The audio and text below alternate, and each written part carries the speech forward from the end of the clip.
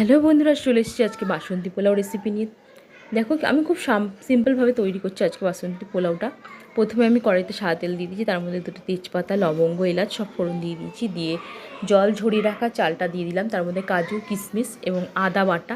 আদা বাটা যেহেতু ছিল না, আমি আদা ঘষে দিয়েছিলাম, আদা ঘষে ওর মধ্যে দিয়েছিলাম। দিয়ে এবার গ্যাসটা একদম সিম করে দিয়েছিলাম, দিয়ে হালকাভাবে নাড়াচাড়া করছিলাম যাতে তলাটা না ধরে যায়। একদম গ্যাসটা কমিয়ে দেবে তোমরা, এইভাবে করে দেখো।